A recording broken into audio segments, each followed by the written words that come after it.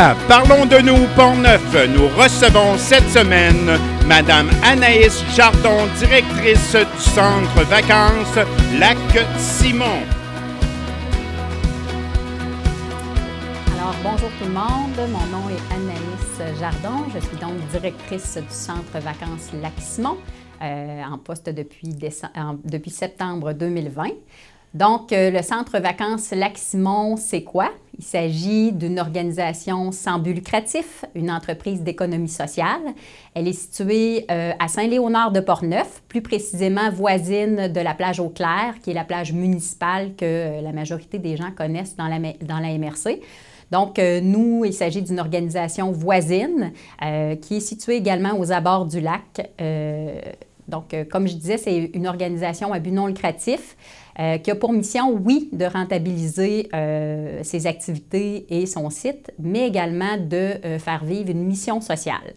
La mission sociale du centre vacances Lac-Simon est de pérenniser un patrimoine d'exception, qui est le site du centre vacances, par l'animation, caractérisé par l'animation et par l'animation du milieu, et qui sert à desservir une clientèle, principalement les jeunes, la clientèle vulnérable et marginalisée, les personnes avec un handicap et à mobilité réduite. Donc, de leur donner un accès à ce site-là privilégié en créant une communauté d'accueil chaleureuse et accueillante.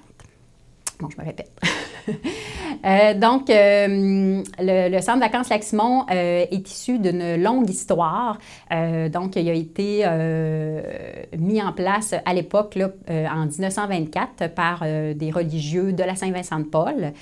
Donc, il est issu d'une communauté religieuse qui s'appelait la communauté Notre-Dame de l'Oasis.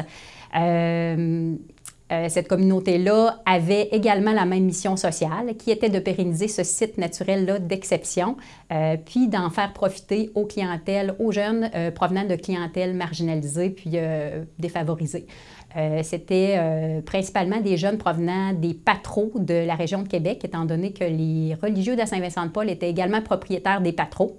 Donc, ces jeunes-là venaient passer des séjours de 2, 3 semaines, un mois, parfois tout l'été, pour vivre une expérience en nature, profiter. Il y avait des activités animées, des activités libres. Ils pratiquaient différentes activités physiques de plein air, également des activités éducatives, principalement à saveur naturelle et environnementale. Donc, ils faisaient de l'interprétation de la faune, la flore, des différents éléments du milieu naturel, etc. Donc, ce site-là, par la suite, la communauté de l'Oasis a été changé en OBNL en 2003, mais toujours chapeauté par un groupe de religieux. Puis, ils ont engagé à ce moment-là une direction et ont continué encore d'accueillir des groupes de jeunes sur leur site. Pour la région, là, principalement, c'était plus des groupes scouts, des guides, etc. Des gens de mon âge, là, autour de la quarantaine, là, sont certainement allés au centre vacances avec leur groupe scout.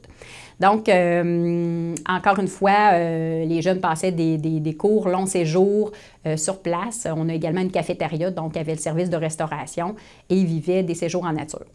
En 2014, le site a été repris par un groupe de laïcs. En fait, l'organisme a été repris par un groupe de laïcs qui étaient principalement des bénévoles qui ont fréquenté l'organisation à travers les années puis qui croyaient en ce site-là, qui voulaient que ce site-là se poursuive dans le temps parce que les religieux souhaitaient plus s'en occuper. Donc, le site au complet a littéralement été vendu aux religieux. On parle ici du centre vacances, donc en bordure du Lac-Simon, mais également une centaine d'hectares de forêt là, plus au nord. Donc, un site majestueux avec plusieurs pins centenaires là, présentement, puis vraiment d'une beauté d'exception. Et bien entendu, à proximité du Lac-Simon, donc le lac qui est un lac sans moteur d'environ 122 km², donc avec une eau d'une qualité exceptionnelle également. Donc, un site pour les familles là, qui est vraiment très, très sécuritaire et facile d'accès.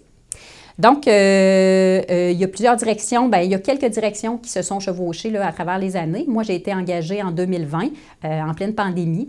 On a mis en place avec le conseil d'administration un plan de développement stratégique pour relancer les activités de l'organisation et les réorienter par le fait même. Donc, on s'entend que autant au niveau démographique, également au niveau des habitudes des gens, on reçoit beaucoup moins de groupes qu'on en recevait avant, il y a beaucoup moins de scouts qu'il y en avait avant, donc tout l'environnement, si on veut, là, a changé au niveau de notre clientèle. On est en train de remettre à niveau puis de modifier certains de nos hébergements, entre autres des dortoirs qui ont été convertis en chalets d'été pour pouvoir accueillir des plus petits groupes et des familles également.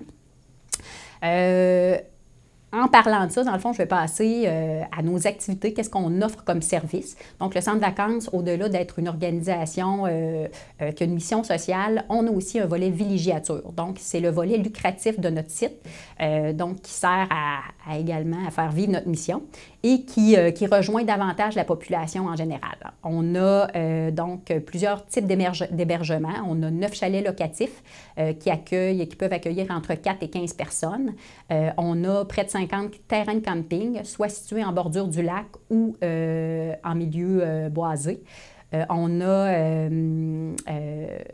3 chalets d'été, 3 dortoirs, 4 prêts à camper, 2 chalets 3 saisons, donc qui peuvent venir répondre aux différentes clientèles, c'est-à-dire des gens qui ont besoin d'un petit peu plus de confort au niveau des chalets avec toutes les commodités, puis jusqu'aux gens, là, aux personnes de passage qui vont utiliser nos prêts à camper, qui ont des commodités de base pour pouvoir voyager léger, mais tout en ayant un toit au-dessus de la tête. Donc, ça, c'est au niveau de nos hébergements. Au niveau de nos activités, on a bien entendu les activités nautiques, donc tout ce qui est location d'embarcation, donc planche à pagaie, pédalo, kayak, canot, barque, donc toutes les activités nautiques qu'on peut vouloir utiliser, bien entendu sans moteur.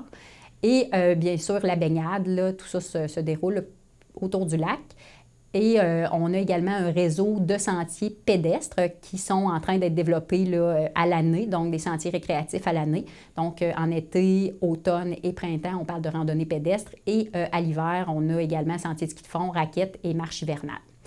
Bien entendu, comme un peu le reste de notre site, c'est important de le souligner, c'est un site qui est en grande mise à niveau, je dirais un centre en redressement là, pratiquement.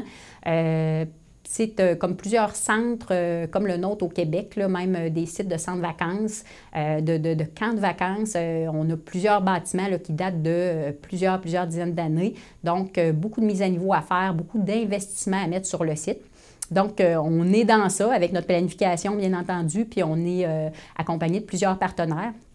Entre autres, la Caisse populaire là, de Saint-Raymond-Sainte-Catherine qui nous ont accompagnés à l'aide du Fonds d'aide au développement du milieu pour la mise à niveau de plusieurs équipements puis d'infrastructures de loisirs. Et on continue là, dans ce sens-là.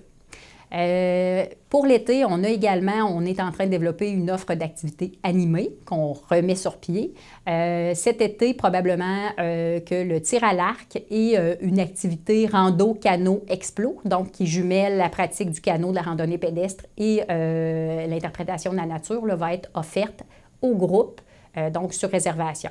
Même chose pour notre service de cafétéria. Il va être offert sur réservation au groupe et tout ça va être affiché sur notre site Web.